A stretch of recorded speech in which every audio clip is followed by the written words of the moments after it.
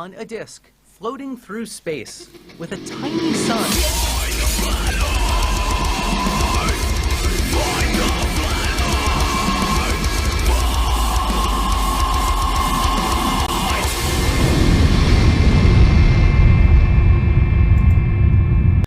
Hey, I'm FTFE. Welcome back to the channel that chases stupidity down a dark alley into the waiting arms of science. Tonight we are going to be talking with the incredible conspiracy Catz, who recently, I want to use the word debate, but destroy more accurately describes what happened with him and Kent Hovind. With me, as always, is my partner in crime, Team Skeptic. How are you doing this evening, sir? Yo, yo, yo, doing great. Nice to have you on. And as always, as well, we have the disembodied voice of God, or Sean Hufford, however you want to call him. How you doing, Sean?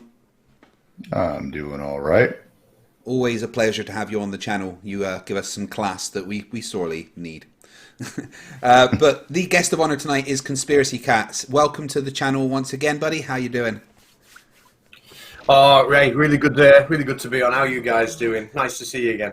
Yeah, absolutely stoked to have you back on. I watched the debate a couple of days after you had the debate, but I watched it again today. And did you expect to destroy Kent as much as you did? Because he didn't answer anything that you said at all. You know what? Like, there's a short version and a long version to that. I'll try and keep it short, but no, I didn't, because it's.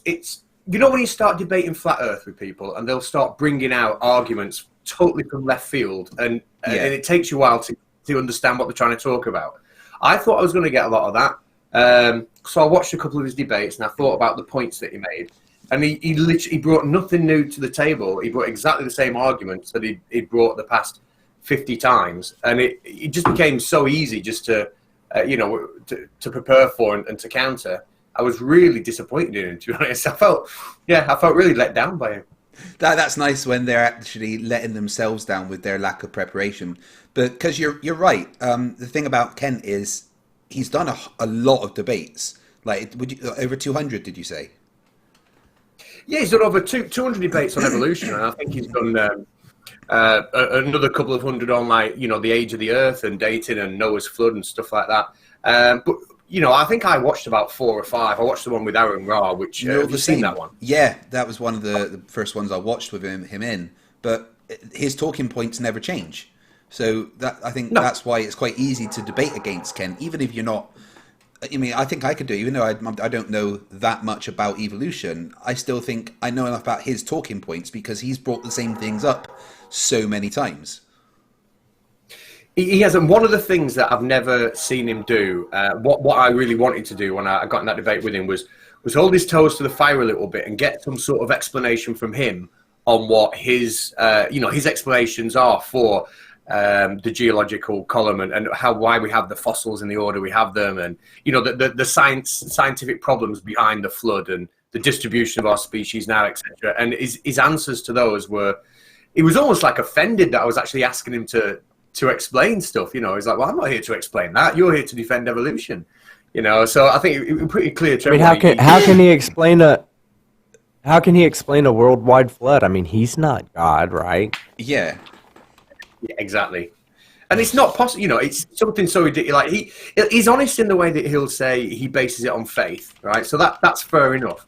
That is fair enough. But even after all of that, you can say, all right, you've got faith there was a flood. You've got faith God snapped his fingers and created the animals, which is fine, etc. But still, you can still admit that the science points towards evolution. And if you're going to say, well, your faith says evolution doesn't exist, amazing.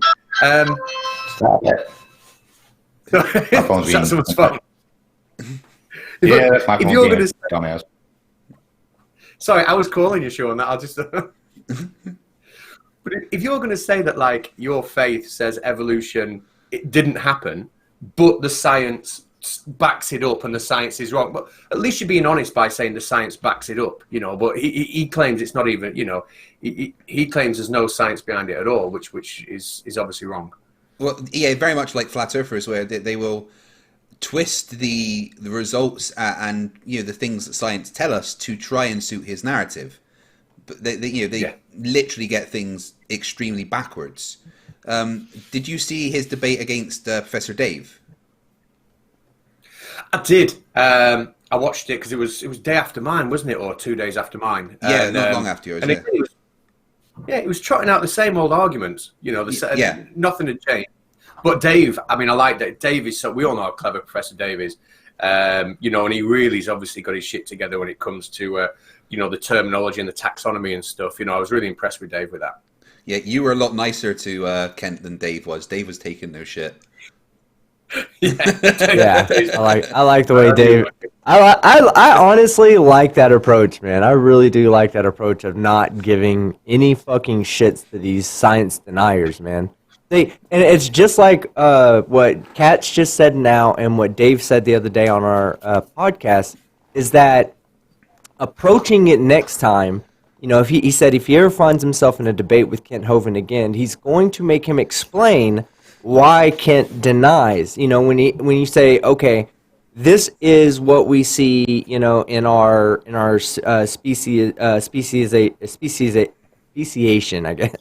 Getting that word. Like you said, okay, so let's say we see this in a speciation, and then Kent Hovind comes back with this nonsensical explanation involving God or a denial of the science behind it, but he never explains why.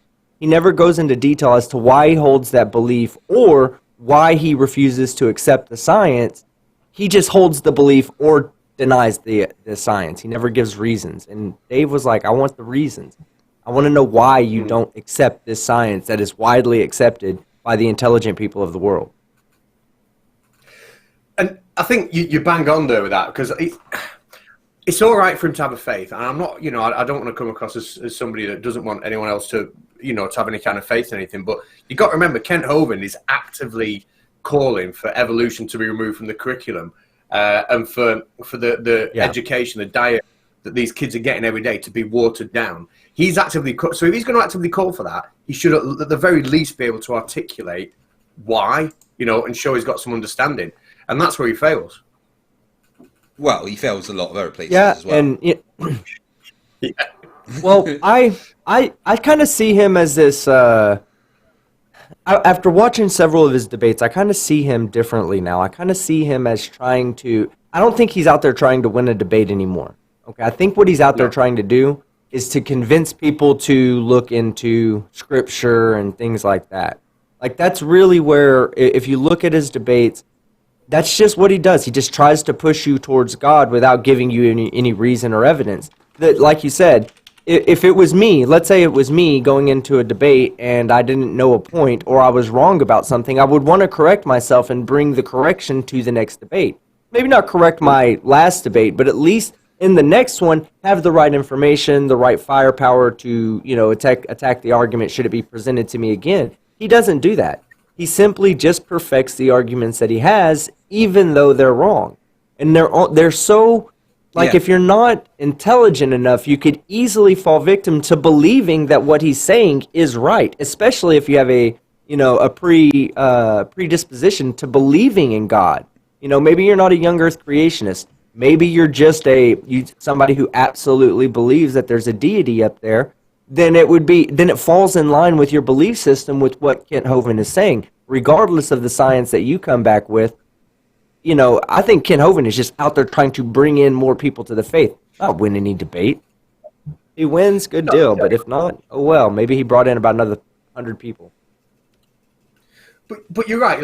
I think that is what he's doing, and the way, if people are do have are thinking about entering the faith or have a bit of faith themselves, just to watch him sit there and hand wave dismiss all the science by just saying, radiometric dating, it just doesn't work, it's been proven loads of times, and just hand wave dismiss it. People who are on the edge, are gonna go. It's like flat earthers, when you hear somebody say, "Oh, you can't tell anything about the Earth by looking up at the sky." Flat earthers on the edge might be like, "Oh yeah, I get that. It's a good point." And they're not going to bother to look into it. Yeah, and it is very much like Flat Earth, where it's all about perfecting the talking points, because they never change. The talking points in Flat Earth never change. The talking points that Kent brings up never changes. It's been said so many times now that they can try and treat it as a valid argument. when you actually dissect what they're saying, there's no validity at all to any of it. No, exactly. It's the same old record over and over and over. But no, it was fun though, just to be debating something different, But Yeah. but then in many ways it wasn't different because, like I say, it's just the same. Pick some arguments, perfect them as much as you can, and then don't listen to any rebuttal.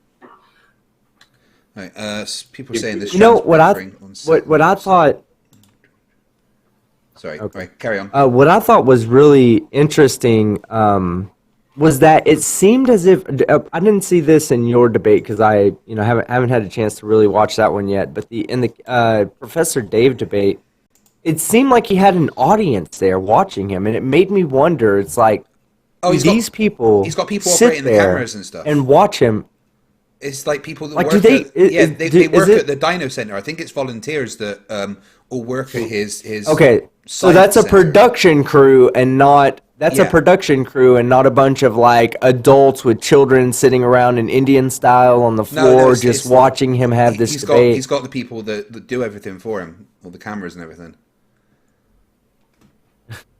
It does sound like he's got not an audience, so prepared for they're clapping him along, doesn't it? Yeah. Sometimes I hear a bit of clapping, but maybe they just sing. Well, that's exactly what I heard in Professor Dave's thing. It's like there was one time when Dave said something about, or Kent Hovind said, "Oh, I do this for this," and Dave was like, "No, let's not get it wrong. You do this for money." And you could hear the people that were behind the camera go, "Oh, like, how dare you speak of our conduit to this Lord like that?" So, were you saying that Kent is basically the leader of a cult? No. No, I'm not saying that because I'm not saying that, but I'll say that I only am not saying that because I've not yet had a chance to look into it to see if he qualifies, if his people qualify. It's all stupid anyway. But did you get that too, Catz? Did you feel like there was an audience watching him while you were debating him? Oh, there was. I think there was noise of kids in the background at one point. So yeah, very much so. Yeah, definitely. But then I suppose at his time when we're debating, it's what about 4? I think he does it at 4:00 his time over there. So maybe it's an event because he does them so often every day. Maybe at his Dino Center or whatever. Maybe it's an event. You spend the day at the Dino Center and then go and watch Kent Hovind in the debate. Maybe maybe it's part of the ticket price. Buy your tickets to watch Kent Hovind lose another debate. Again, He did offer to fly me over. I know he does it to everybody, but he did offer to fly me over there, so we could have the next one in person. oh, take that up. But, Do it. Well, Catz, I emailed him. listen, go there, and I'll meet you there, okay? Because it's not that far from where I live. I'm sure it's within a day's drive of where I'm at. I will meet you there. I will protect you from the dinosaurs that don't exist. I will protect you from Kent Hovind. I'll make sure you make it back to England or Africa or wherever you come from. And then we'll We'll do it, and I'll do the debate. I got your back. Skeptic. Sean, That's so brilliant. how did you think Catz did? Well, I can only skip through it here and there because I can only take so much Kent Hovind. I know that feeling. Again, I've been in the whole debate scene for, at least with watching them, I've been around for about 6 years now. Active part for 5 years. So yeah, after so long, you're just hearing the same script from Kent Hovind over and over again. So sorry, Catz, nothing against you. It's just I can't stand that dude. Oh no, I get it, and even just from the few debates because I don't really know much about him, but the ones I heard, it's just the same old thing over and over, and that's why it was so easy to prepare for, because it was just the same arguments over and over. Would you say it was easier than debating a flat earther?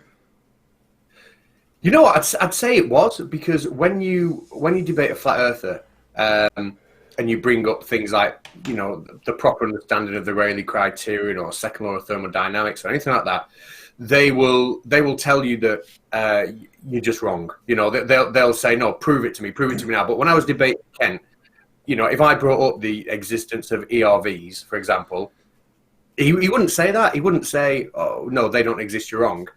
He'd just admit they existed, and admit he knew nothing about them, which made it far easier for me, than having to argue with someone that was denying it. So yeah, he kind of helped me out with that. Yeah, absolutely. I think there's people in the crowd. There's people in the crowd that absolutely love the fact that he kept saying, "I'm not prepared for that." Yeah, I was just about to say, a couple of super chats. First one from Bella Charge for $2 is, sorry, I'm not prepared for that, but... and Peter's Prime for $5 says, I'm convinced that Kent and Banana Man know how evolution works, but they refuse to acknowledge it out of fear and dishonesty. So you created another meme, Catz, with the I'm not prepared for that. It can sit nicely alongside the space comma. Yeah, you know what? I think we're doing well on the Conspiracy Cat channel for memes at the minute. We've got Dell's No. We've got the space cover. Gigantor, but I've left Gigantor alone now. I promised him I wouldn't use him anymore. So I'm just getting the watch page up. I didn't realize I was looking at the vmixing. I'm Gigantor. we can still use Gigantor though, right?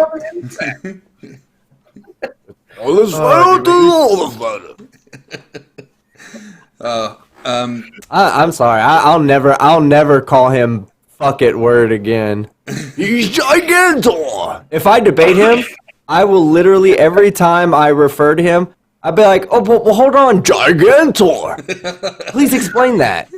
I would love to see that live.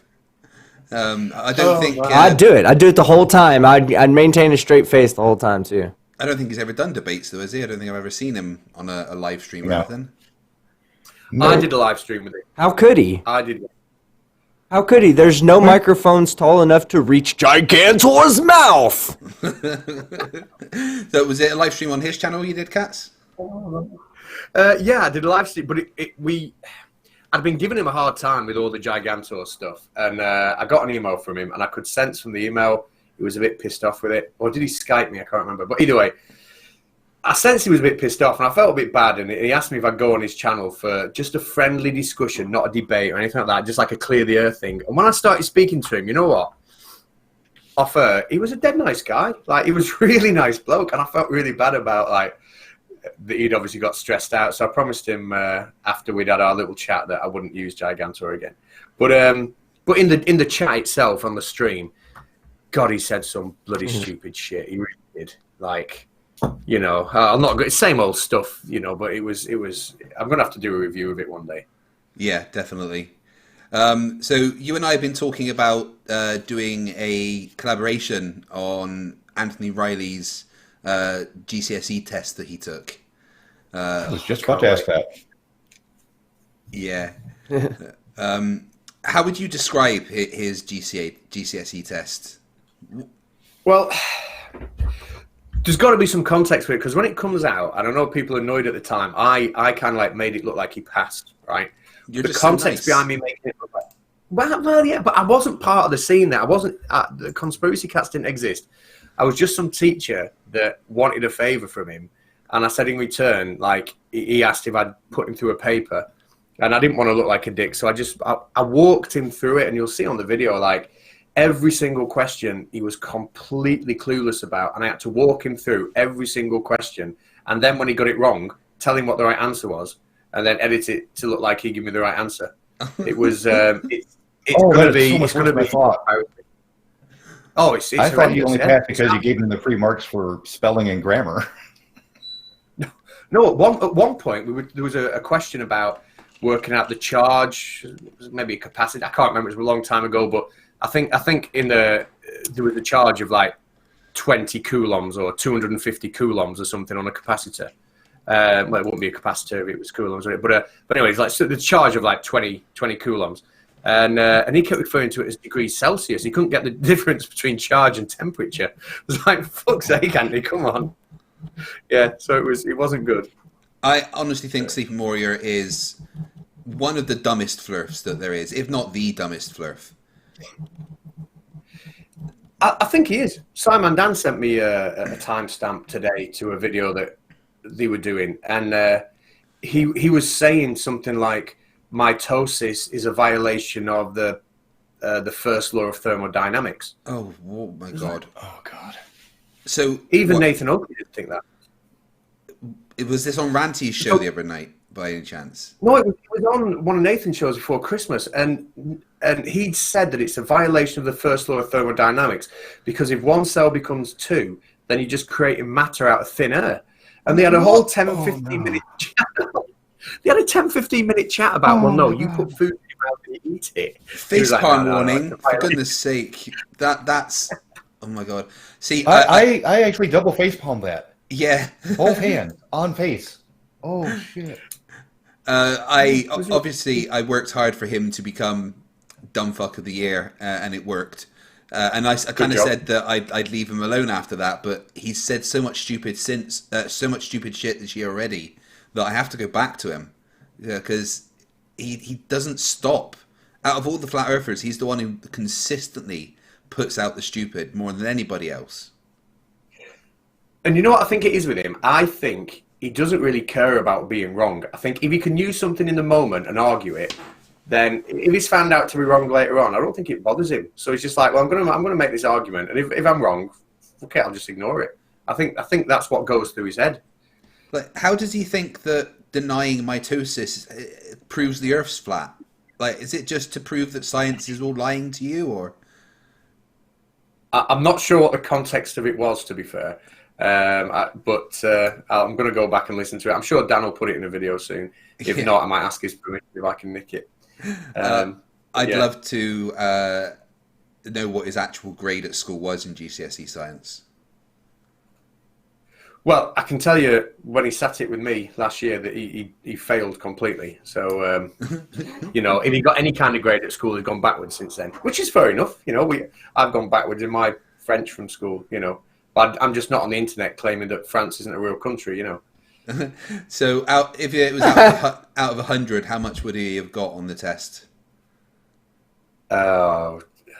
25, maybe 25%. Don't be nice. Like yeah, don't. Yeah, you're be being nice. really fucking nice. I'm sure. I think it. I commend you, Catz. You're such a nice guy. I know you're doing your best to give us the right answer without making him look like he really truly deserves that answer. But fuck that guy, man. Give us the answer. How bad did he really do? Well, I'll tell you what, right, so we don't spoil it. I'm going to do a trailer on the Baldy Catz channel, similar to my Kent Hovind video, and show all the silly bits. But I've edited out all the individual questions, and I'm going to put the mark scheme with it, and I'm just going to give it to you and Craig. And you can have a field day. You can show everybody. You can go through, because I don't live stream or do long stuff, but you can have the lot and just go through it start to finich. Oh, we'd love it. Yeah, there's a live stream right there. I can't wait for that. He's so dumb that it makes me weep for humanity.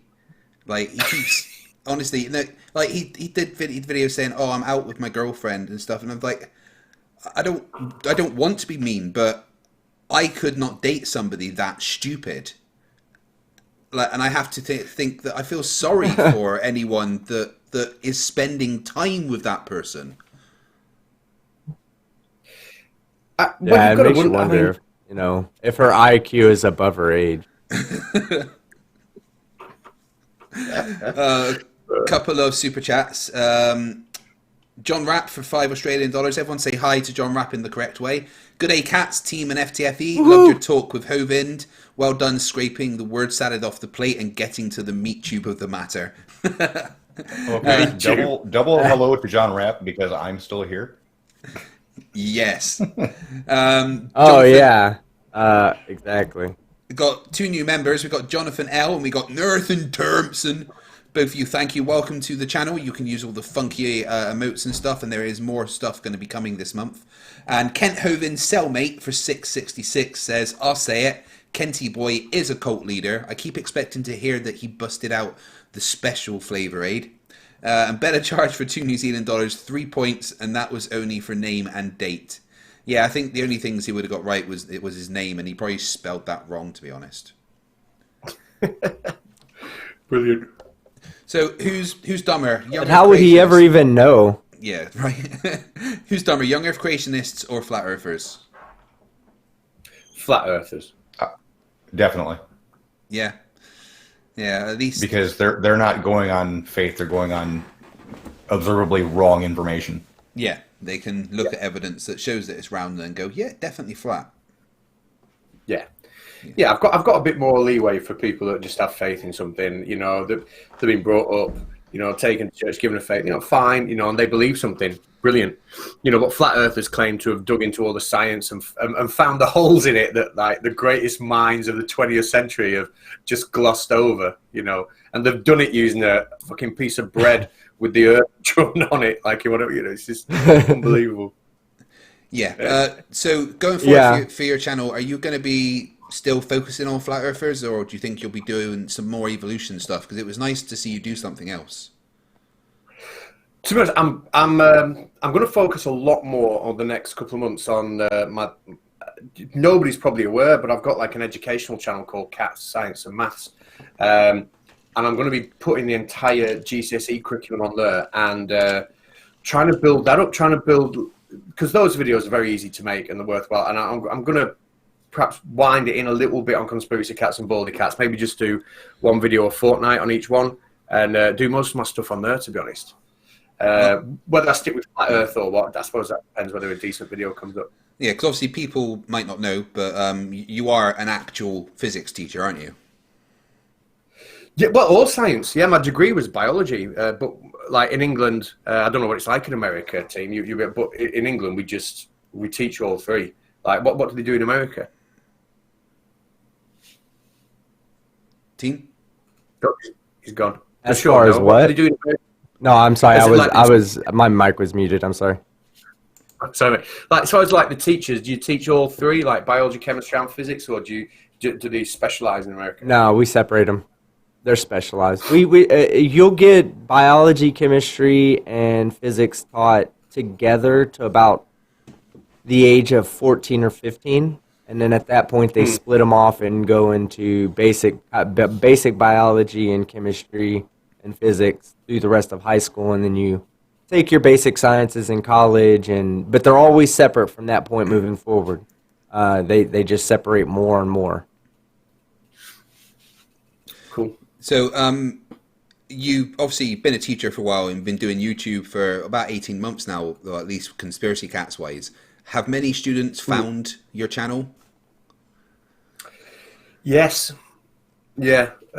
One of the kids at the school I'm at the minute, because I've cut down to part-time, only 2 days a week. One of the kids at the school I'm at the minute stumbled across it, so now all the kids know. And they're hilarious, you know, like, I won't talk about it with them, but I walk down the corridor, and then I'll hear someone go, "Space comma," you know, and just like move around. No. That's awesome. Yeah, I'd love to have conspiracy cats as my teacher. That'd be brilliant. Dude, if I was at that school, I would literally be one of the kids that, like, all right, when he comes down the hall, everybody starts singing at the same time. Cats. How about that? Cats. We had a non-uniform day and someone come in a Space Comma t-shirt. Nice. They didn't say anything. They just made sure they walked past me and I saw it. I was like, oh, yeah, brilliant. So it hasn't caused any issues like with the faculty or anything. The other teachers, they obviously know and everything. Yeah, no, I mean, everyone in the school knows.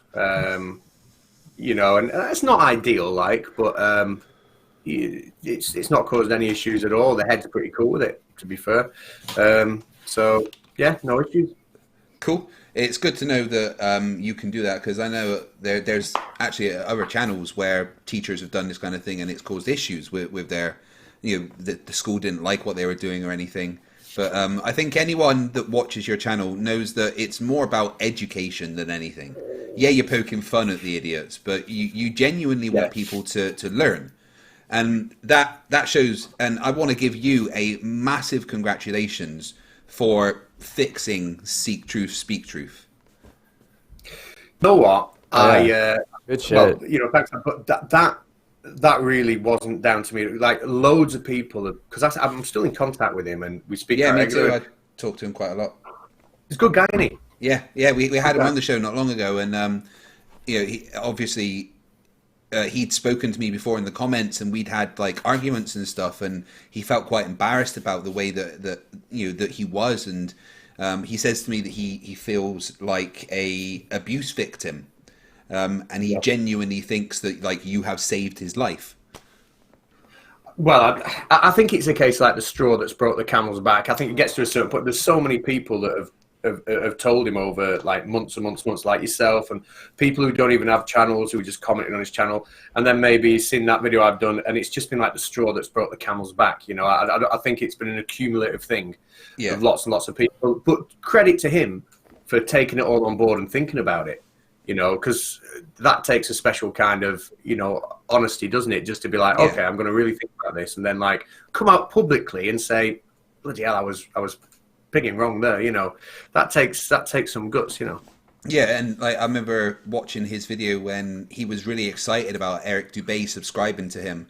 You know, and like he was over the moon at that, but now he feels ashamed that he felt like that, and. I think he said that he's spoken to you about it already, but he wants a bunch of creators to record themselves challenging Eric Dubay to a debate to try and say, look, you know, we're all here willing to have the discussion. Why aren't you? Well, yeah, I spoke to him today about that. I was going to mention it to you off air.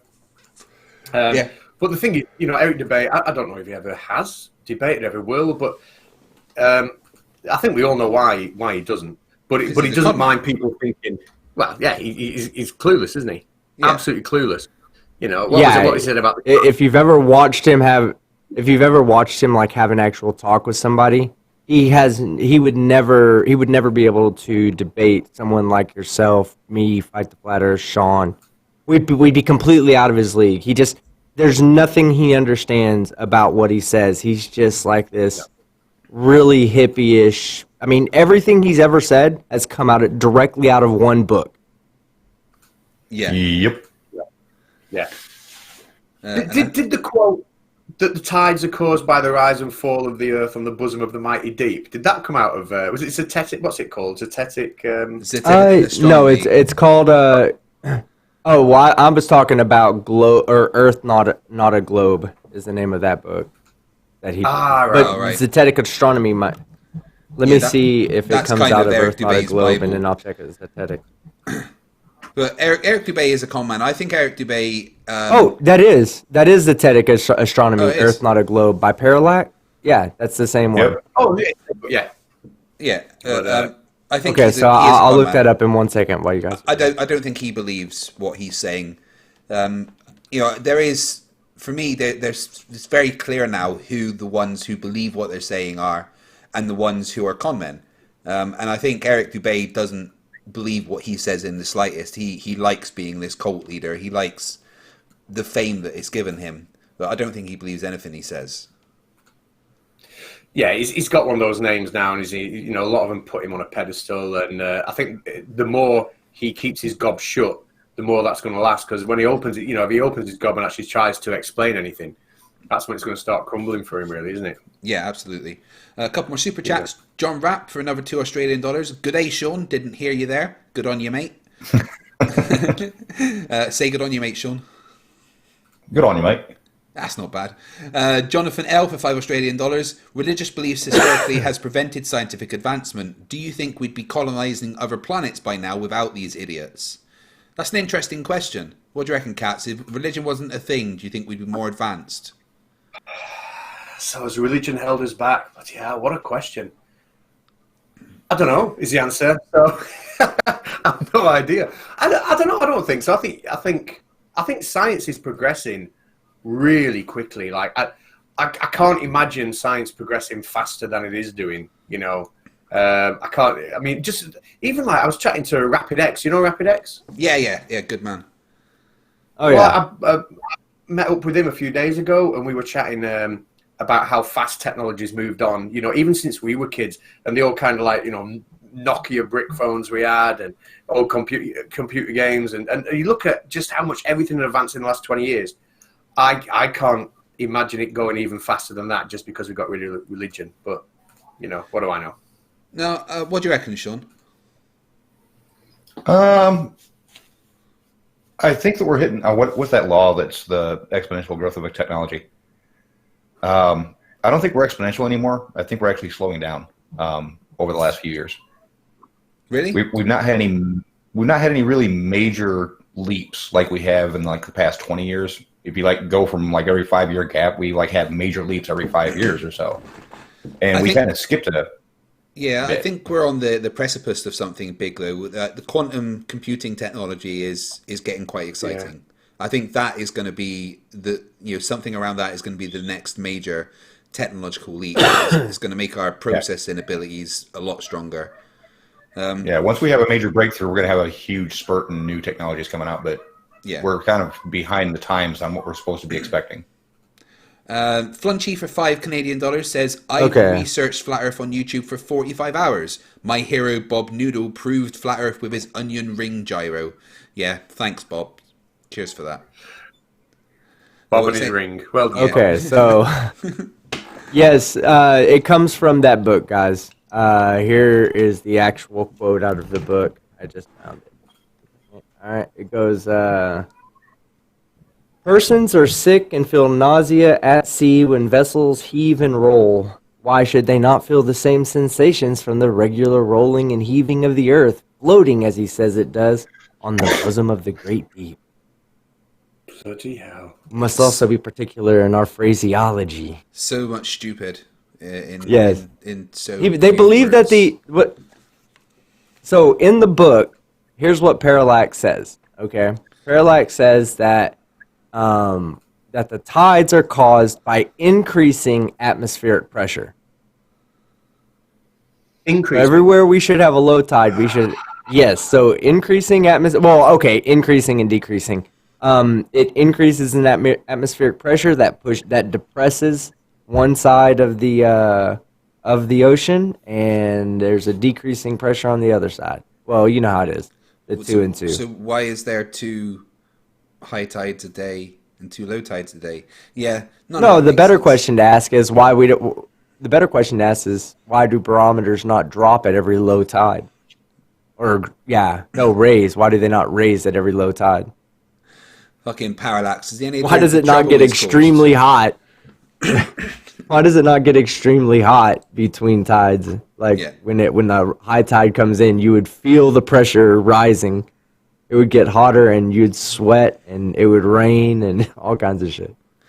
Yeah, right. But then you got the question like, what's causing the increase in pressure? They're going to laugh at stuff like gravity.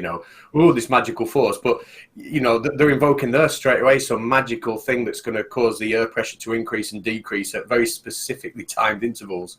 Like the same thing with the sun. What magical force? Is it doing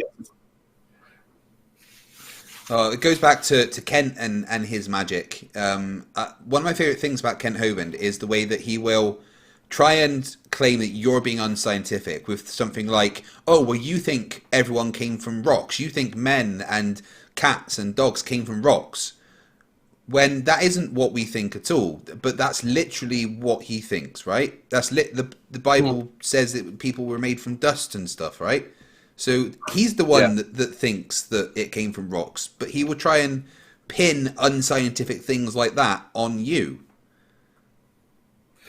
Well, that's what they do, is they take a complete misunderstanding of the topic at hand, right? They like flat earthers with how can we have high pressure directly next to a vacuum? We know we don't have that. They'll say it.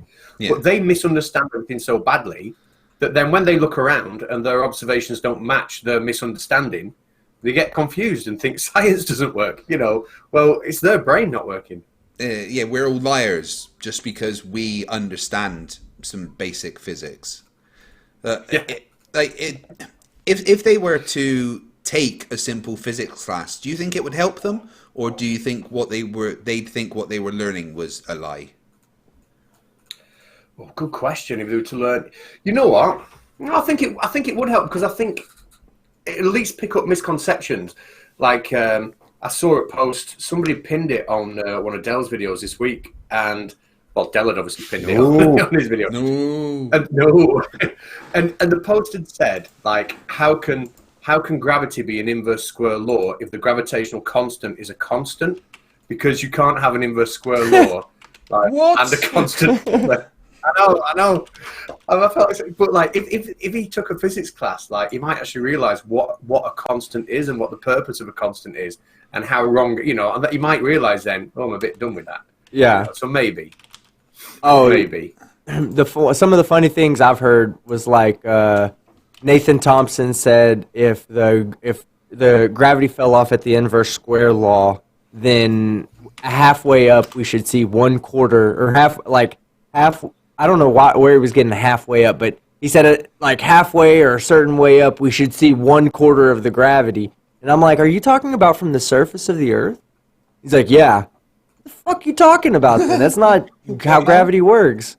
Gravity falls off at the inverse square from the center point of gravity, not from the fucking surface of the Earth. That's the other thing. When they try to say, someone tried to bring up, gravity's just electromagnetic attraction. You know, I was like, oh, really? So where's the source of this attraction? Like, are we talking about, is the source at the surface? Because if the source is at the surface, it too has a fall-off rate of about, of 1 over the inverse square. So, the inverse square, 1 over the inverse. The inverse, it falls off as the inverse square law. So we should actually see what they think we should see with gravity. We should actually see that with the electrostatic force. So he was like, that confused him. But he understood it as the debunk for gravity, but explaining it to him in the form of saying, well, if you apply the same thing to the argument that you're saying it is, then you're not seeing a decrease in gravity as you go up a certain height and elevation. You know, we see pretty much the same, even though it's slightly less as we go up. It's pretty much fucking the same all the way up to the ISS. I mean, 1 meter per second from the ISS down to the surface of or 1 meter per second squared from the ISS to the surface of the Earth, on a galactic frame, that's the same. That's like exactly the same. Yeah, absolutely. I've heard that argument a few times. Nathan, did you say Nathan Thompson? Because I've heard Nathan Roberts say the same. And I think I did a calculation in one of my videos. And you're right, it's virtually nothing, is it? You know, the difference is it's just negligible. So, but, you know, there's so many misconceptions I've got. I think if they took a decent physics class, they might at least realize that, oh, hang on, I'm understanding their science incorrectly. And that might make them wake up a little bit, hopefully. Yeah, because what you find is that flat earthers don't actually debunk the heliocentric model. They debunk what they think the heliocentric model is. Exactly. And I would argue that I would argue that giving a flat earther a science book and expecting some kind of positive result from that process, I guess that would really more depend on the person's like the strength in their belief. Because if you gave like an agnostic person a very, you know, let's say a biblical pamphlet that was really great, had really great wording in it, really convincing arguments. They might all be wrong, but it's really convincing. I think you'd have an easier time convincing that person, getting a positive result from the point of view of a religious person, from an agnostic, than you would from like a hard atheist. So I think in the flat earth, it's the same way. You have flat earthers that do misunderstand science, and that's why they're a flat earther. Because it's easier to understand what Eric Dubay is saying than it is to understand what Conspiracy Catz is saying. Because Catz, you're giving them real science. You're giving them explanation that requires critical thinking. What does Eric Dubay and Eric Hovind and all them give him? Really simple thoughts that are really easy to grasp. Whether they're right or wrong, it's a simple thought, it's easy to grasp, and it might just be kind of in line with the way they already believe. So if that's the case, then it's really simple to give somebody a physics book and have them convert from the flat earth. But if you're talking about Nathan Oakley and all those guys, giving them a physics book, a science book, isn't going to sway them to the other side at all. I mean, they'll just be more confused than they ever were. Yeah, but you're right with that. A lot of it is about instant gratification. And for the people, you know, a lot of flat earthers will hear an argument and they're like, oh, what's the debunk for that? And they look up a quick quote from someone online, and that's it. They get that quick quote. It falls in line with what they already believe, and that's it. They think, oh, I've got it now. It's debunked. And it's that instant gratification. And that's, you know, I suppose that's what an echo chamber is, isn't it? And that's, you know, that's what right. channels are. Exactly. Yeah, they're definitely good at echo chambers. We're working on trying to save, team mainly, working on trying to save JM Truth. We think he's convertible. Do you think there's any of the big flat earthers that would ever admit that they were wrong?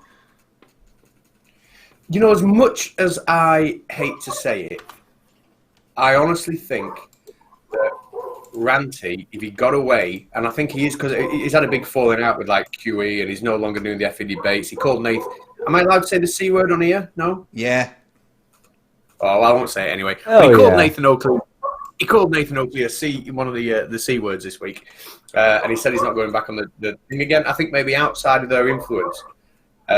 Really, I must have missed all that out going down like. Oh, if you look on, there's a debate on Nathan's channel, and it's called something like Huey versus Ranty, Arwin, and Anon, something like that. About 4 or 5 days ago, and through that they have a massive falling out, and now Ranty's not going back on there. So I think that combined with all the brilliant evidence he keeps getting.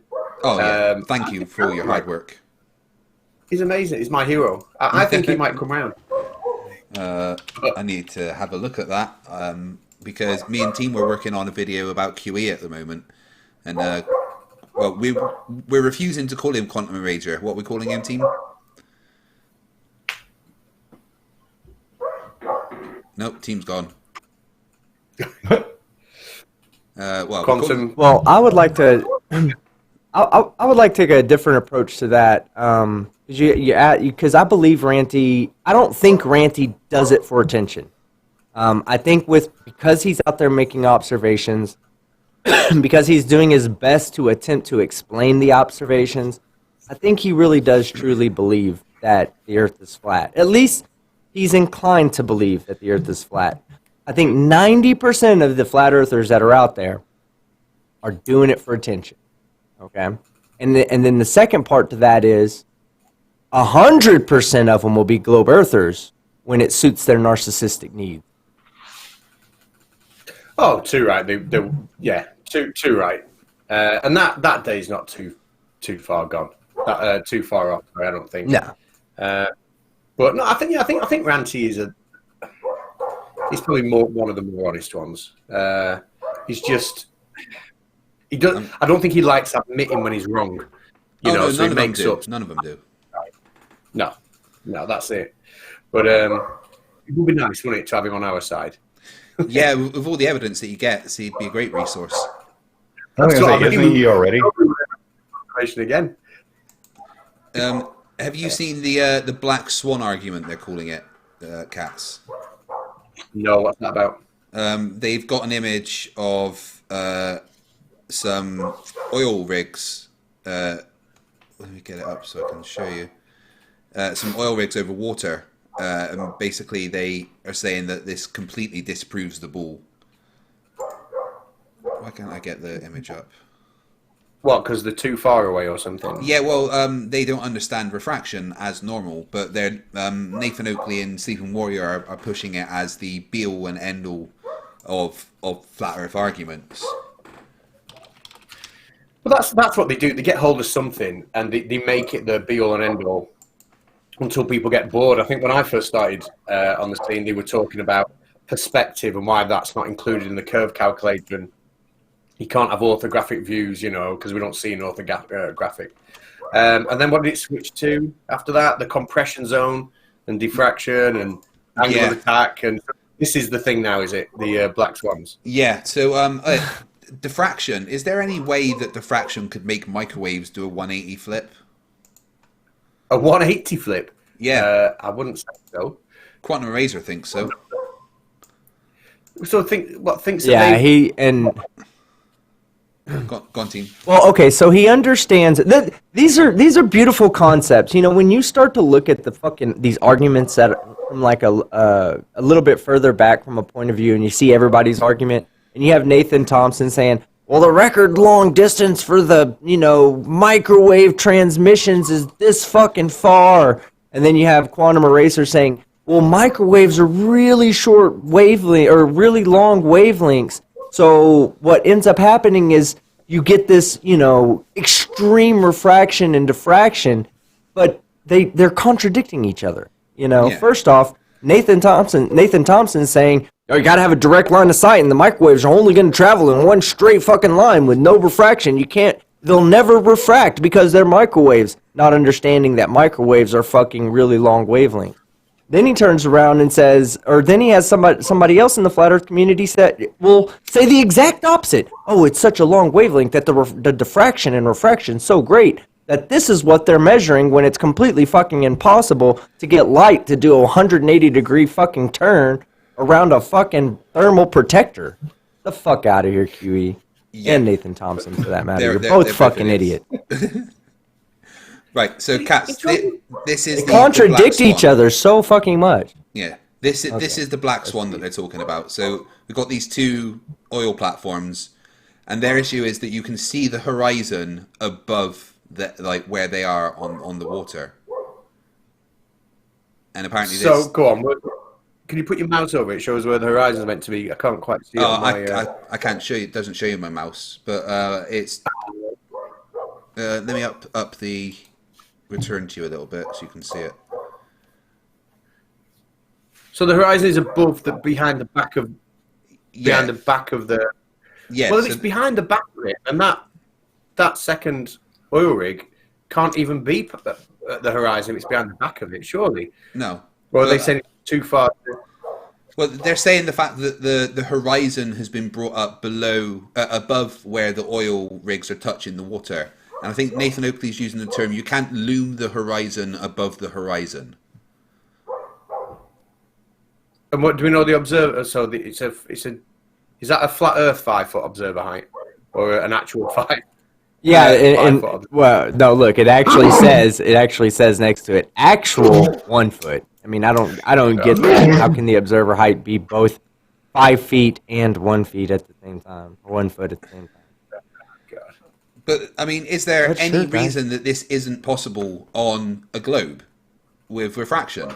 No, it's perfectly explainable under even standard refractive conditions. Because, but I bet, have they gone, whoever's taken this photograph, have they got numerous photographs taken on different days, to when conditions are different to see what it looks like then? Oh, yeah. They've just taken... You mean control measurement? Yeah, right. Exactly, yeah. Apparently, the person that took it only got this observation on this day. There is observations from other days that aren't the same. Some you can't even see the oil rigs. But, I mean, I'm pretty sure that half of the oil rigs are, the bottom's missing anyway. Well, it's definitely not as... you can't see as much at the bottom as the one that's closer, can you? Yeah. So that is the globe Earth busting bit of evidence. I know. And look at the cranes on the one on the left. They're all bendy and stuff. I mean, there's quite clearly refraction is going on. That's because they used a fisheye lens.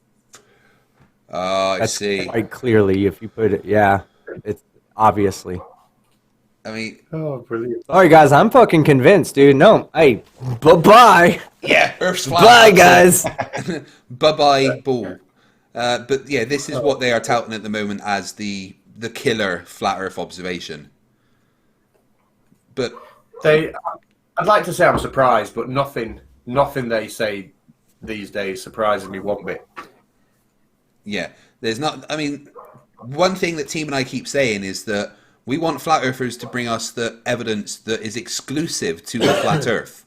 And you know what? Yes, this is possible on a flat Earth, but this is also possible on the heliocentric model. So, bring me some evidence that exclusively shows that the Earth is flat, and then there might be something. See, they could really. Here's the thing: they could do this, right? They could easily, if they had the scientific mind right now, they could go out there and they could fucking perform a measurement or go get the information from the off the web that has the listed elevations of all these platforms. And then they could go back twice as far and see if the exact same amount of the platform is there, but just at a smaller angular size. And then at twice the distance, all they would need was twice the zoom. I believe it'd be an even calculation, but I think it's twice the zoom to bring it back to the exact same size and exact same orientation. There should be nothing in the way. None of the effects should have changed or anything like that. All that would have changed was your distance to the object. But I guarantee that if you go twice as far away, you're not going to see that whole rig. That the water's actually going to rise up to maybe the middle of the rig, or even to the top where you're only going to see the very top of the cranes with your fisheye lens. Exactly. But it's it's another example of cherry picking, that, isn't it? The question I've got to ask though is, why is it called? Are those two oil rigs called the Black Swan oil rigs? Is that where that? No. I think they're using Black Swan as a term, like meaning that it's the final argument they need to make. Ah, right. Okay. No, Black Swan Black Swan is like a surprising event that occurs that changes the paradigm. So, like, you would have to say that, like, Donald Trump winning the presidency in 2016 was a black swan. Nobody in 2014 or 2012 predicted him to be the president. They were all looking at other candidates, and out of nowhere, Donald Trump wins. So it's something that nobody was expecting that changes the paradigm. I believe that's what the argument for the black swan and black swan theory is. Right. Yeah. So apparently So this would be something that came out of nowhere that changes how we see the Earth, because it's irrefutable and, and paradigm changing. When it's not. If that's what they think the black swan for the flat Earth is, wow, they've got little evidence, very little evidence. They never have evidence. Well, It doesn't happen. You're going to go all out to name it that. You'd think it'd be something a little bit more impressive, wouldn't you? But they should have used some of Ranty's photographs. Well, all Ranty's photographs prove that there's definitely a globe, though. I need him to get out and do more observations. I really do. Yeah. Like, did you see it when he did the observation where he proved looming?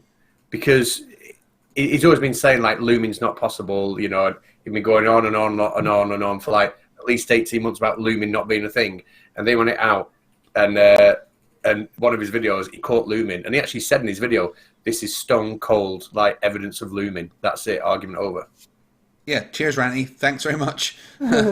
Just join Bob with the evidence and Jerenism. I mean, the thing is, they keep saying, "Why don't you guys go and do observations?" But we don't need to, because they keep doing it for us, and then proving it's a globe.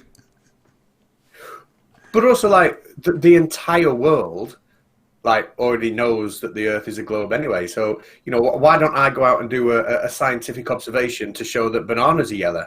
Like, why would I do that? Why not I do an observation showing that is it made of jelly? Like, why would we do that? I don't need to prove the Earth is a globe. We know it's a globe. So, like the argument of, well, why doesn't NASA just turn around Hubble and prove to us the Earth's a globe?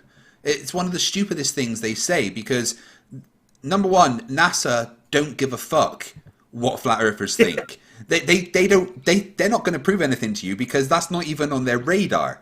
They really don't care. But also they don't think about the fact that if they turned Hubble round, it wouldn't even be able to take a photograph of the Earth, because like the pixel ratio to the arc second kind of that it can actually capture, it's like, it's just one of the real stupid things. Why doesn't a virologist just stick the virus right up next to their eye so they can see it better?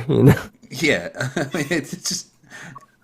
But when they say stuff like that, like, so are they saying that if we could, with the Hubble, take a photograph of Earth, they'd believe it, but they're not going to believe the ISS stream, they're not going to believe like images from weather satellites, not going to believe the Himawari satellite, but if we did it with the Hubble, they'd believe that? Like, is that their argument? Oh, well, then they'd go, "Well, that's from NASA. We can't trust that." Oh, yeah, exactly. Well, it's the same argument. Go ahead, Sean. If the Hubble was able to actually maintain a focus location somewhere on Earth, which is the big issue, is moving too fast, and it's too narrow a field of view.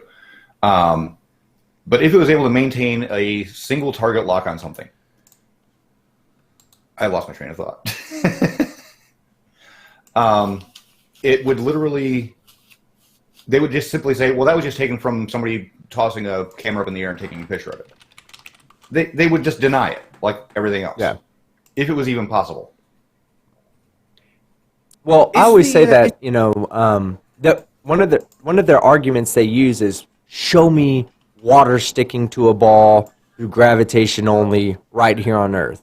Well, they say that because they know you can't do it. Because the first time you do that, then they're going to say, okay, there's no gravity on Earth because you just proved that, everything y'all have ever said about gravity is the water's sticking to the ball. Why is it not falling to the Earth? Gravity doesn't exist. And then you can't show it because gravity exists, and they say gravity doesn't exist. The question is already set up because they understand that there's no proper answer. So when they say, why don't you just turn the Hubble around, I'm pretty sure that most of them, at least the ones who initiated that argument, probably understand the concepts that turning the Hubble Space Telescope around would do nothing for the argument itself. So they ask the question knowing that the question can never be fulfilled, and then use that as a premise to believe that the Earth is flat.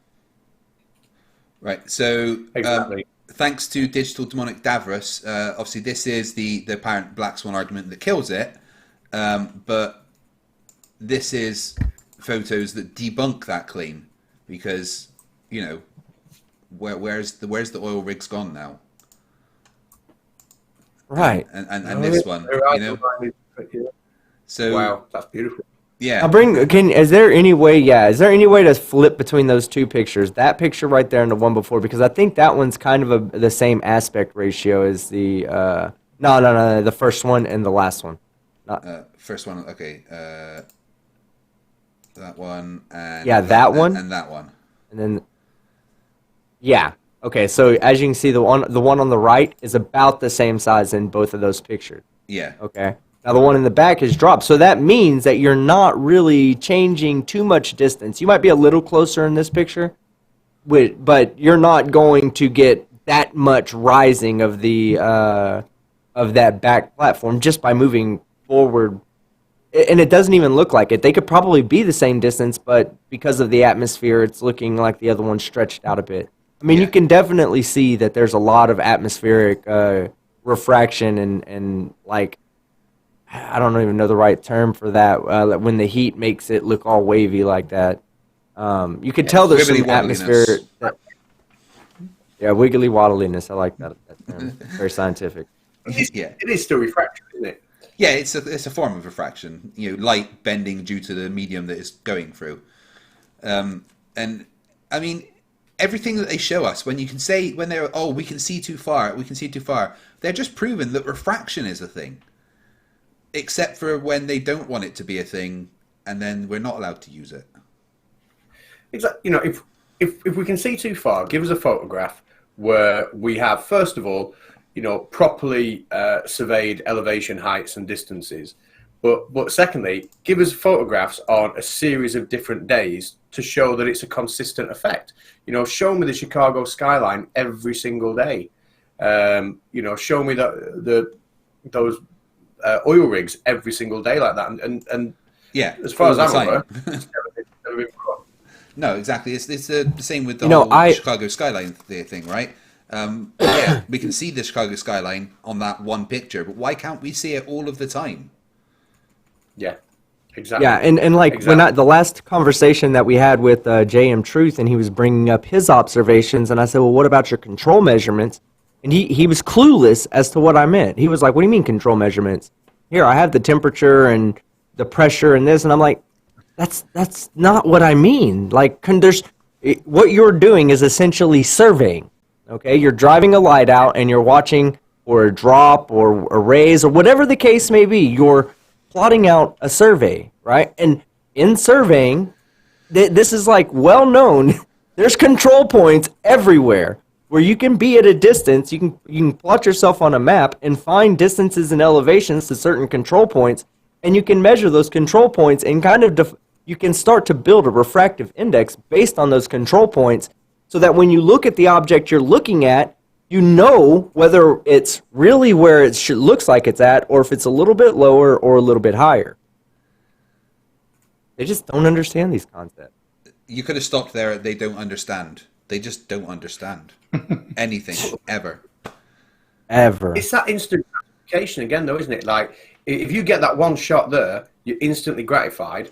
Why bother doing more? You've got what you want, and you walk away and you leave it. It's like we said before with those looking up these cheap arguments online in 2 minutes. It's just that instant hit, isn't it?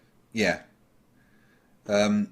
Especially if you only have like a high school education and you're in your 30s, where you've had about, at least a decade between your current situation and the last time you had somebody who was actively trying to teach you new stuff.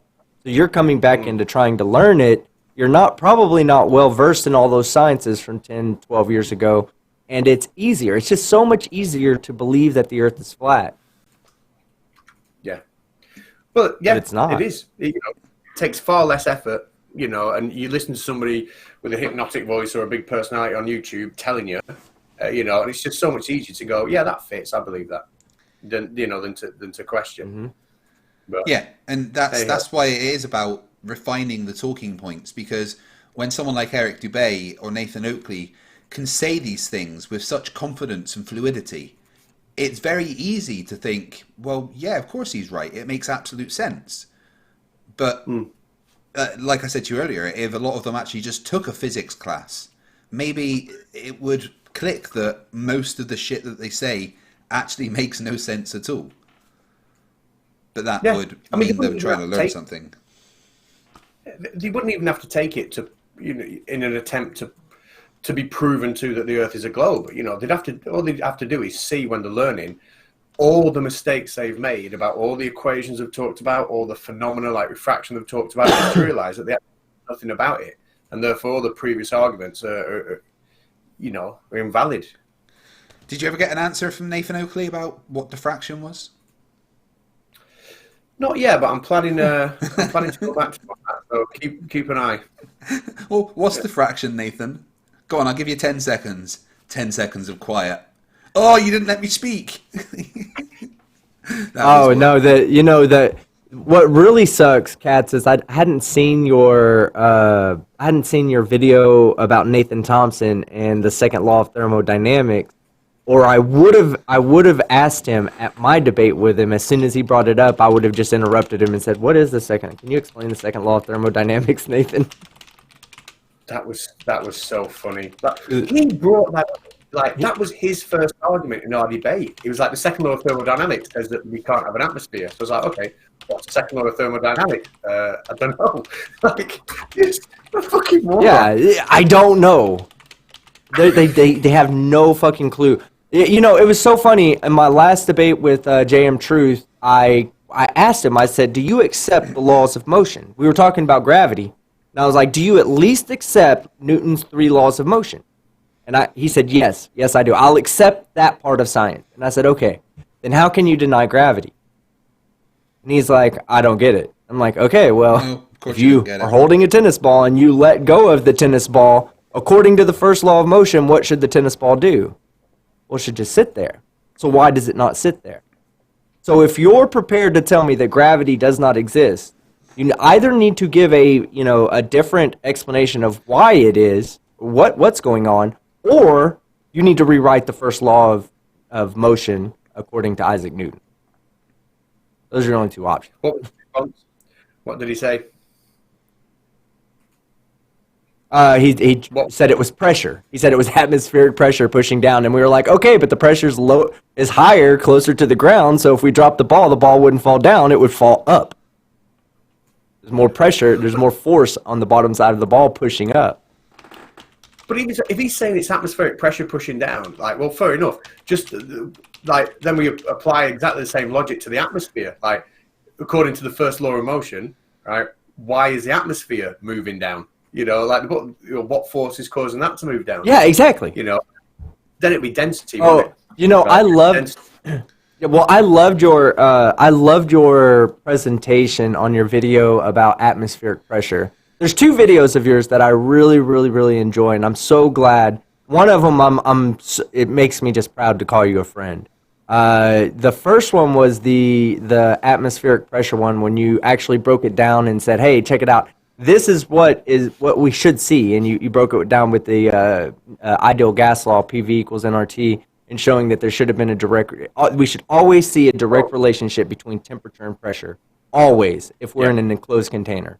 And then the second video you did, and God, Catz, I have been wanting to do a video on this, and I just haven't found, I didn't want to not be entertaining about it, and I felt you were like so entertaining about it, and it was describing refraction as properly describing refraction instead of describing it as most physicists who are trying to describe it for people to understand it as a basic slowing down of light and an actual bending of the light, when it's not really.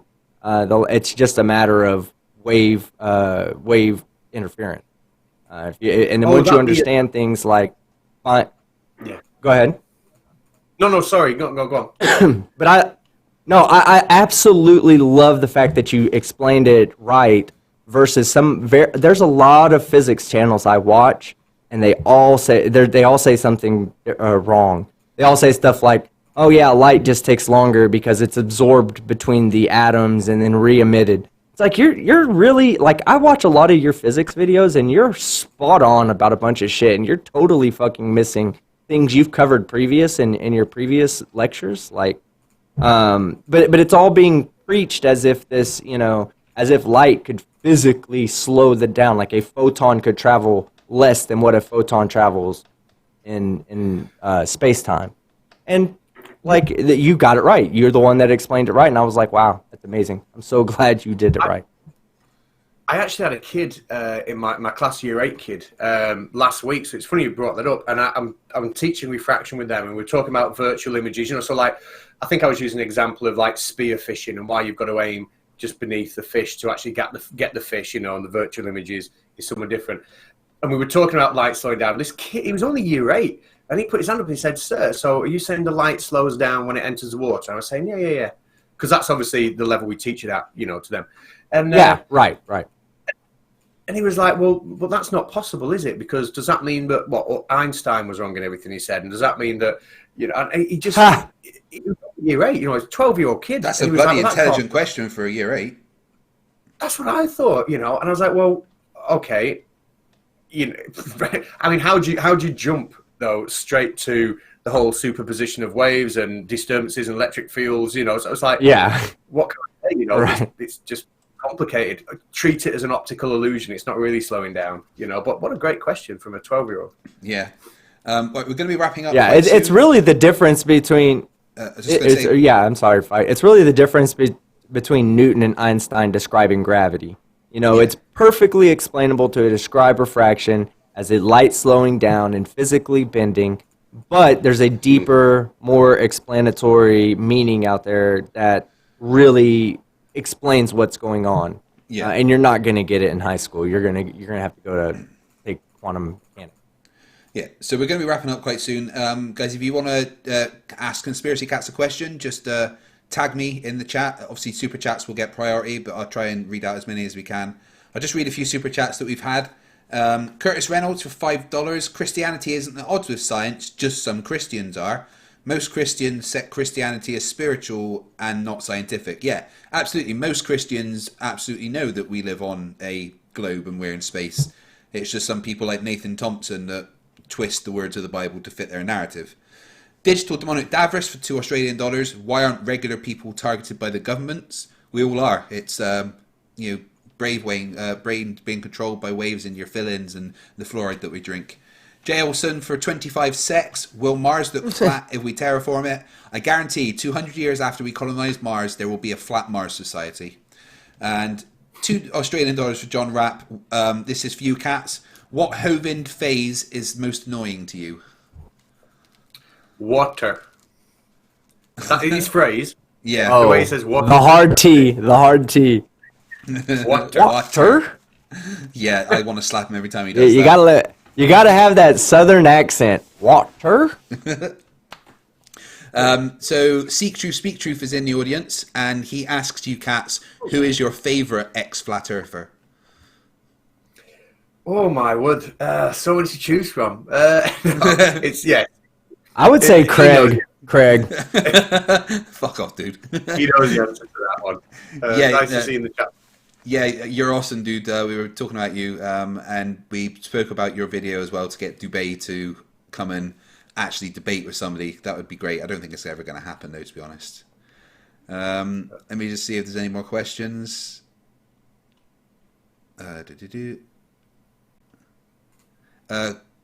Question from Timo Manipa. When debunking the atmosphere next to vacuum, do you think it would be better to explain that vacuums don't suck, then move to the gradient of atmosphere. Catz, what do you think is the best way to debunk the atmosphere next to the vacuum argument? Oh my word! I mean, they've both been said over and over and over, haven't they?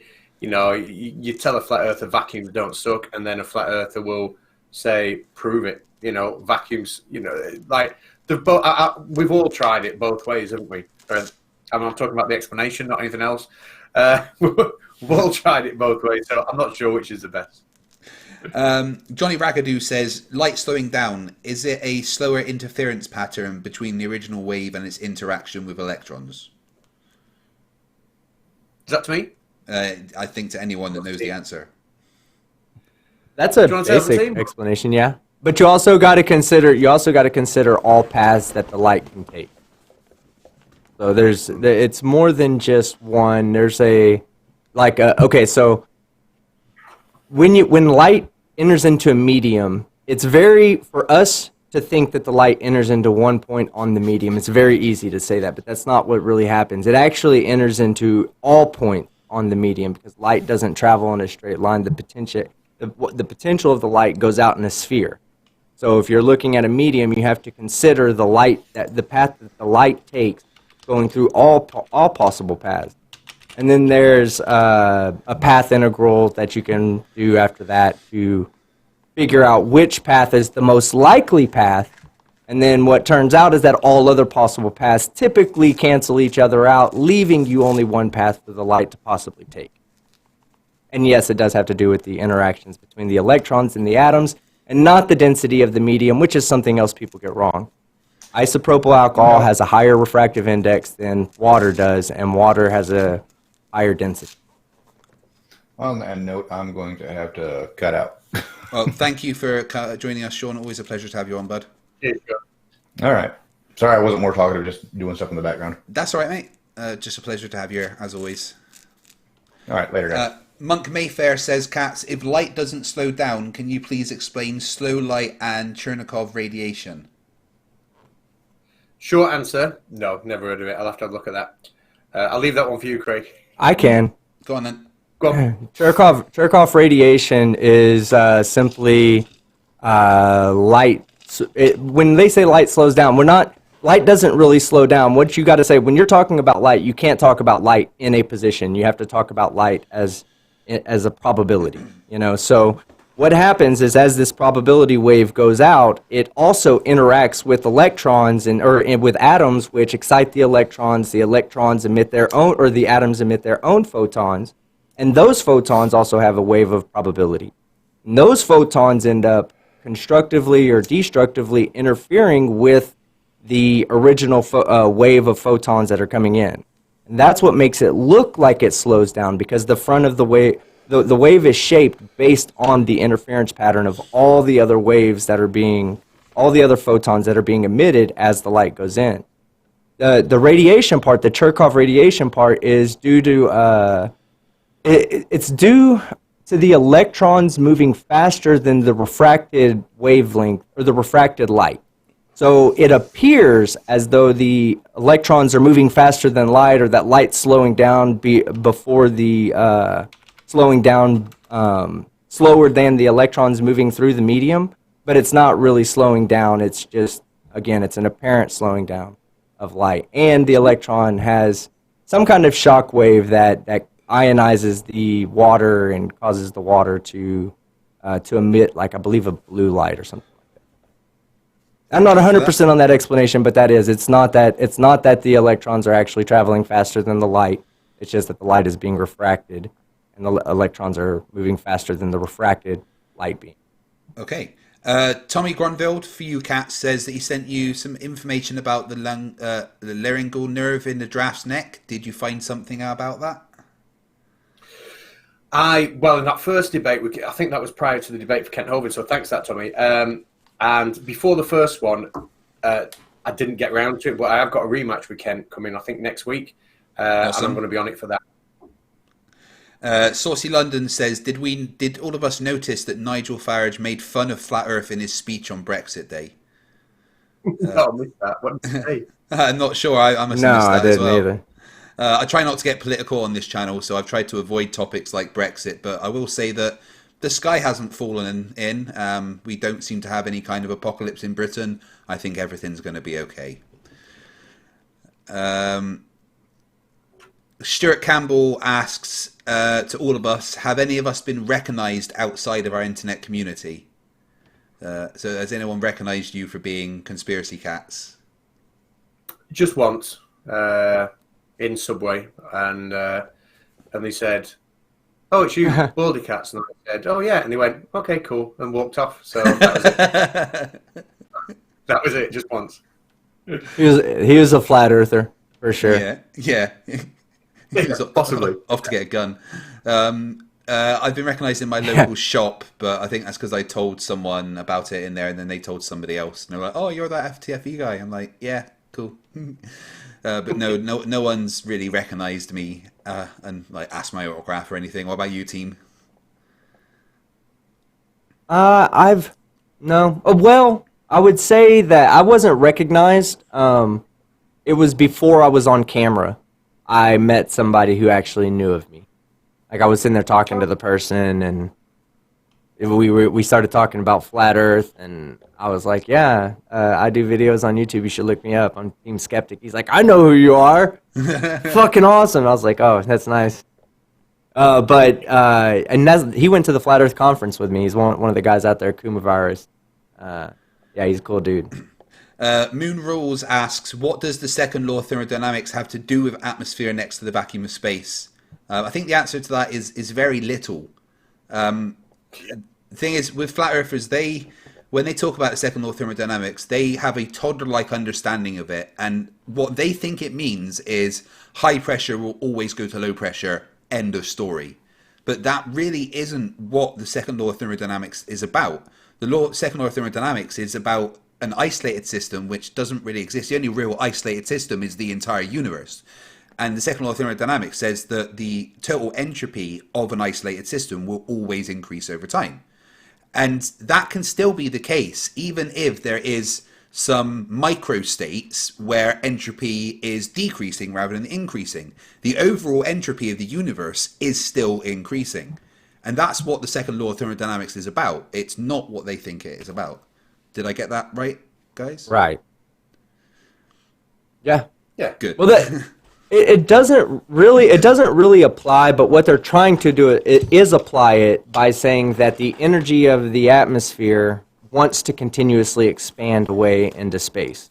Okay, which is what we see, right? I mean, if we put a gas in one side of a chamber, we see it expand to the other side of the chamber. I mean, this is what they're seeing, and then they're trying to apply that in a they're trying to apply it into a into the Earth system, which is it's not the same. You know, yes, the atmosphere wants to expand out, but it's also fighting against gravity, which is pulling it back down. It's two forces that are acting on each other.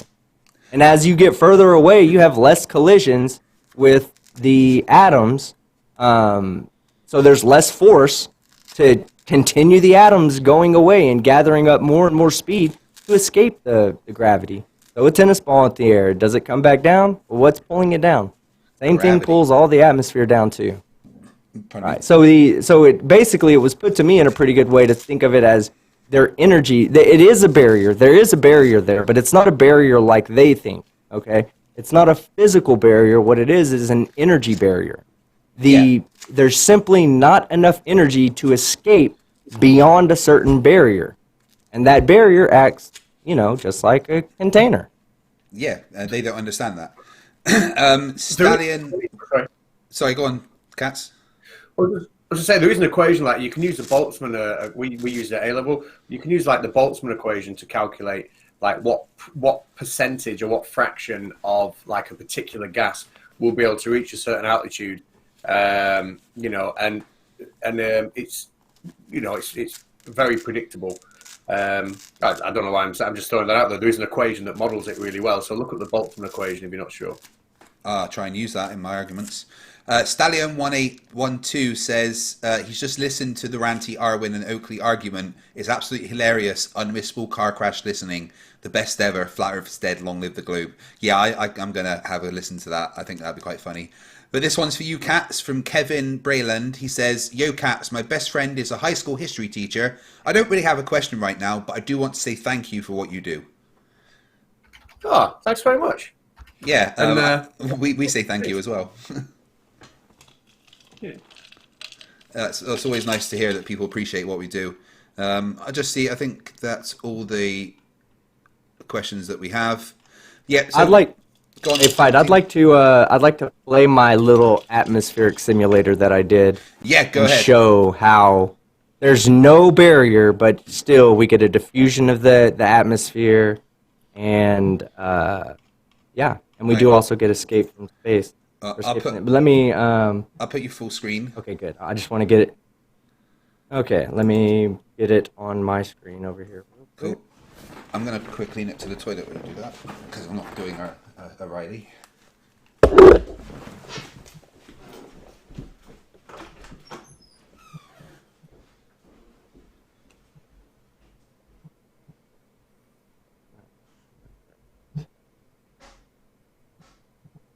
Okay, I'll explain what I did here, Kat, just so anybody out there that's watching can understand what's going on. Okay, so this is Algodo, and I've been playing with Algodo, trying to organize, to get all these damn physics simulators and whatnot. And okay. So what I did is I modeled out the atmosphere at 21% oxygen, okay, 78% nitrogen, and 1% argon. The rest of the trace elements we're just not going to concern ourselves with. Uncontained system. Whoops. Uncontained system. Okay. And what I've done is I've put on every ball. Let's see. I don't think I have. So the balls. Oh yeah, they do. Okay. So as the balls hit each other, they lose 1% of 1% of energy. Okay. Or 10% of 1% of energy. So that they lose a little bit of energy, thermal energy, to the atmosphere around them, and also they have a slight friction. And now down here, I put this is basically the heated Earth. So this, anytime an atmospheric particle hits this, it picks up a little bit of speed. Okay, so that's what energy. Oh, looks okay. So I just started it. So yeah, I'm gonna speed it up a little bit so we don't have to sit here and watch it go really slow. But and it'll pick up. Oh, hold on. I have the atmosphere turned on extremely heavy to keep it from everything just going out at first. Okay, so I have 9.8 meters per second squared. Right? That's what my downward force is. Now, up here, and as we let it go further and further, you'll see more and more mixing of everything. But even already, if you look up here, okay, this right here is what's happening in our upper atmosphere. Okay, we have a diffusion. Look, see, we have stuff escaping out into space. We have a diffusion where it's much less, the density of particles is much less, pressure way less up here than it is down here. You know, you see a bunch of particles. Now, again, if we let it sit for a while, what will end up happening, and I have to actually, to make this proper, I need to actually give it some atmospheric drag, you know. But yeah, once you have the atmospheric drag in there, then you'll see that everything will settle down into a state where it's more dense down here. There's more red and blue particles down here, and it gets less and less dense as you go up in the atmosphere.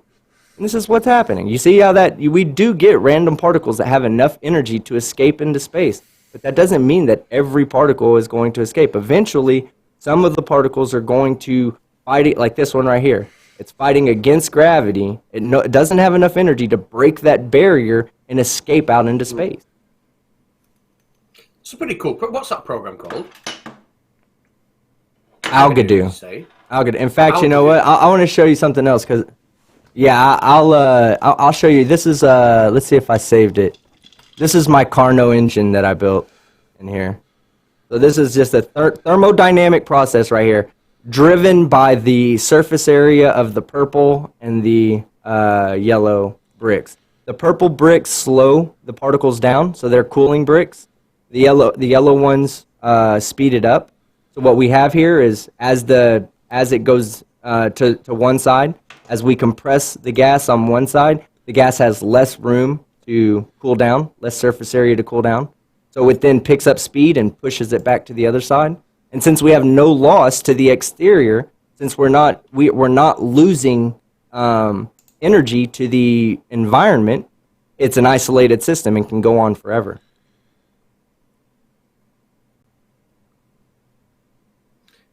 Quality. Yeah, physics in action. Yeah, simply modeled with the laws of thermodynamics. And see, for anybody that's wondering what's going on here, okay, we're having a decrease in entropy on the right side by increasing the entropy on the left side.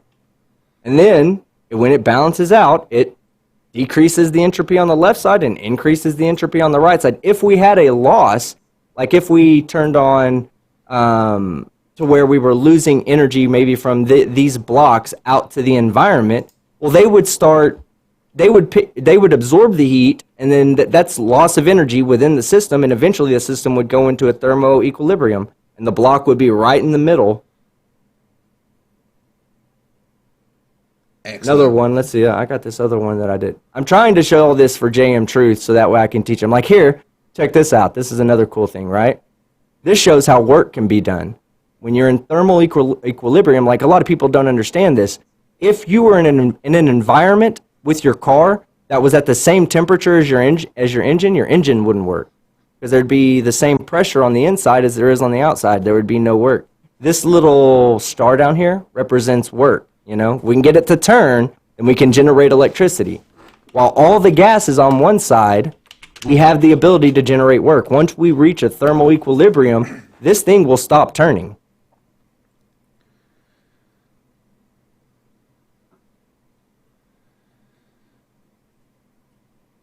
Now, see, if they would just take the time to download free stuff. This is free, guys. If they would take the time to download these free programs, this is what would help them understand that the Earth is not a globe. And what they understand about thermodynamics and the atmospheric modeling of the Earth, all their understanding is wrong, and it just takes basic fucking principles that can be modeled right here for free. Yeah, anyway, that involves I don't know. Involves Just wanted to thinking nerd and out effort and stuff.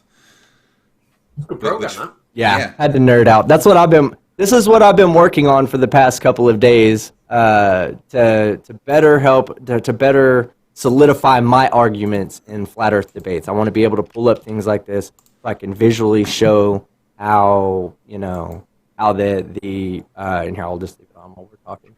I can visually show what I'm trying to say instead of just saying it and say, trust me, it's this is what would happen. I can actually put it in a program and show it. Like, as you can see, it's still kind of turning because there's still like a little bit less on the right side, a little bit less molecules on the right side. But eventually, once it's in thermal equilibrium, this thing won't turn. This thing will stick in place. Yeah, makes sense. A couple of people have been asking for the argument between Nathan Oakley and Ranty and QE. So that's the link to it there in the chat. But guys, we're going to call it a night there. Thank you very much for watching. Catz, thank you very much for joining. Congratulations again for converting Seek Truth, Speak Truth, and for destroying Kent Hovind so completely. Well, I think Kent Hovind, we're due next week again on a Marvel Girls channel. Awesome. I think it's next weekend. So we'll see if he shows up. Yeah, you can but finish thanks for having us what on. you started. Always a pleasure. No worries. Always a pleasure. Glad to have you on, mate. I've said this to you before, but you are one of the inspirations for my channel. I wouldn't be here if it wasn't for you. I was talking to you before I even started this, and my channel would never exist if I hadn't have found you and Simon Dan and Team Skeptic. So thank you for dragging me into this madness. Oh, mate. No, it's good to see the way you've taken off. Like, bloody hell, you put me to shame with all your production stuff. Like, I have fun doing it. Some of that. It's a lot of fun. And the software certainly helps as well. I use Adobe for all my editing, and obviously vMix is the fancy streaming software. But any final thoughts before we go? Not for me, other than just, thanks very much. What about you, team? No, I think. No, I'm here. Oh, sorry. Do I have any questions for Catz? No, Catz, you're amazing. Love you to death, and I look forward to fucking more videos coming out from you, man. God, dog it. Yeah. I have some stuff coming out. Awesome. Let's see. Me and Fight, we have. Let's see. A video about Quantum Eraser. Yeah. Where he. So, Catz, let's say you're familiar. Are you familiar with the one-way speed of light argument? Is that one of his recent ones? Was this what Quantum Eraser? Well, it dates back. It dates back to Einstein. Synchronizing clock is what it all comes down to. How to synchronize a moving clock, or how to synchronize a clock and then move it away from you without losing the synchronization.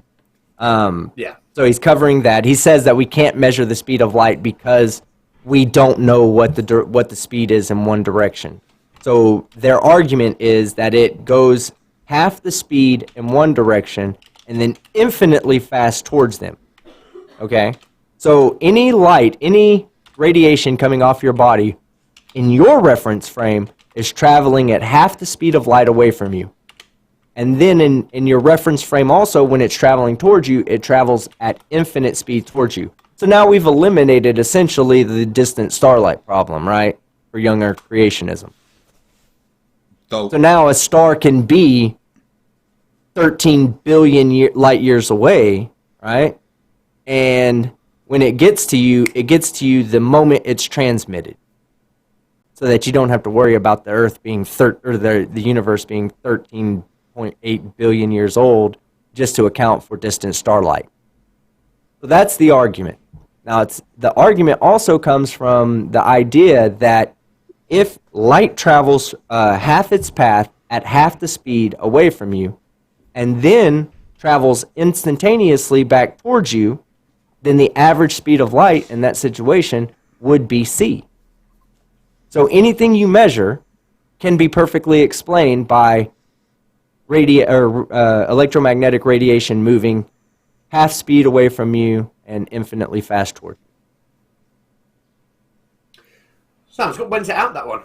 Should we try and get it out this weekend, team? Yeah.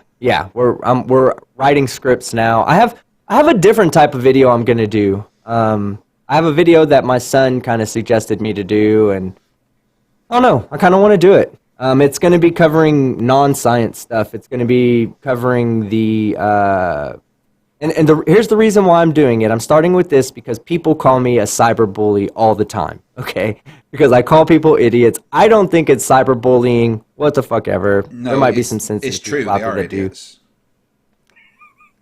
It's true. Yeah, it's true. It definitely is. But there was some really douchebaggery YouTubers called the Dubay brothers. And they challenged another YouTuber named Cody Code to a fist fight to stop bullying. So they're bullying this other guy to stop bullying. And my son was like, I want you to cover that because, you know, people call you a bully all the time. And it's fucking throughout my comment section. It's always, why do you, even globe earthers, why you have to bully them so much? Why you have to talk so bad about, why can't you just talk politely to these people to help them understand what they don't get? Are you kidding me? I've tried talking politely to these people. They just go, nuh-uh, you're indoctrinated. And then they fucking flip the chessboard over, shit all over the park as they fly off claiming, win, win, win. Yeah. No. I'm done being nice to these fucking pieces of shit. But anyway. It'd be nice for you to cover something else. Yeah, and I'm going to see how it goes. Maybe it's not, I think I'm still right in everything I say. It's just going to be a different type. It's still going to be an idiot video. And these kids are douchebags. So they deserve it. Right. That last video I did that wasn't about science, the First Amendment one. You know, I really enjoyed that. Yeah, I enjoyed really that one a lot as well. Yeah, I want to start start covering more of those topics like that aren't necessarily science, but they're absolutely fucking wrong. You know what I'm saying? You can still look at them and go, dude, you're fucking wrong. Mark Beiser says that most of us only sub to you because you are a cyberbully. I think he likes it. See what I'm saying? God damn it, Mark. And he knows me in real life. He knows me in real life. He knows I'm a nice guy. So he's here. He's telling the truth. He's like, no, you're a nice guy in real life. Cyberbully online. And I'm sorry if I bullied you or overspoke you, conspiracy cats, or anything. I'm also a hairist. So I have more hair than you and Craig together.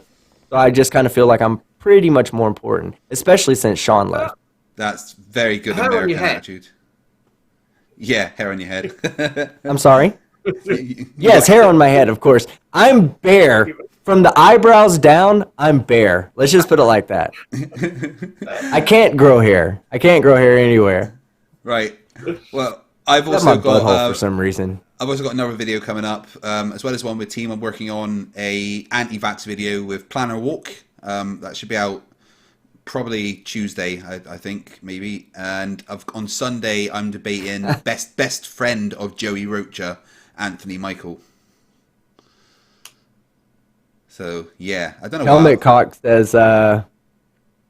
Helmet Cock says, but can he whistle? Conspiracy cats, can you whistle? No, I'm just asking. I'm not asking. Oh, right. Team can't whistle. I can't do it.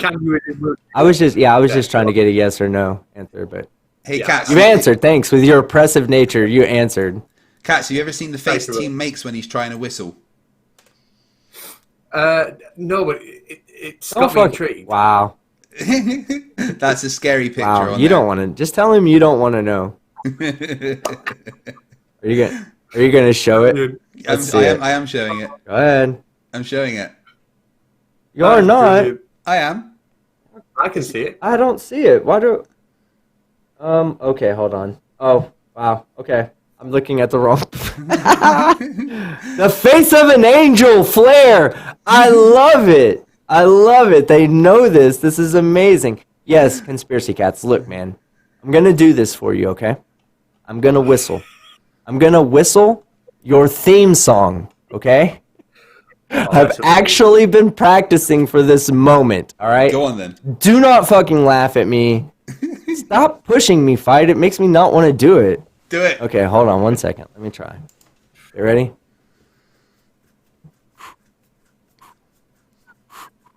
You're not whistling. You're not making any noise. Shut up. It is. It's a lot more noise than was coming out last week. Okay, stop.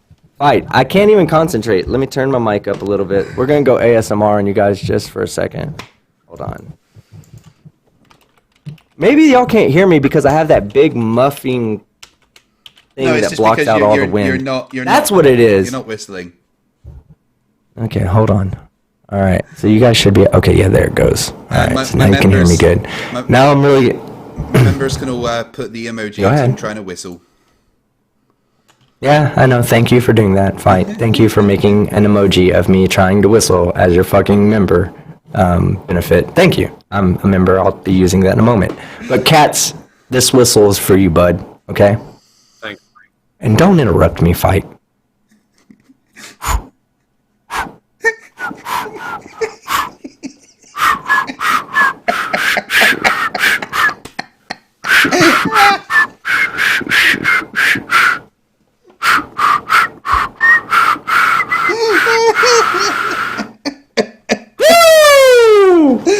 Winning! That was a 9. Oh, I'm sorry. Hold on. That was a 9 out of 10 on the whistle scale, guys. I know how I could hear it in my headphones. It was there was tone to it. Right. Anyway, guys, we are going to get out of here for tonight. There's just a few more. That's all that matters. A few more super chats. John Rapp for $2 AUD. Will Waterman appear in the remedial classroom? Possibly. Copernicus Thinker for $5. Conspiracy Cats, on behalf of Cookie, please never change your charming channel's theme song. Mark Beiser has just become a member. Thank you very much, sir. Really do appreciate it. And NA for $6.66. Hail Sagan. That photo of Team Skeptic trying to whistle haunts my darkest nightmares. It does, everybody. Catz, thank you very much for joining us. It's been an absolute pleasure. If you guys aren't subscribed to Conspiracy Cats, what the hell is wrong with you? Go and do it right now. Team, thank you very much for joining me as always. And remember, guys, stupidity is not a right. Fight the flat earth. Fight the flat. Fight the flat. Fight the flat. Fight the flat. Fight the flat. I whistle for sex. I don't have a lot of sex.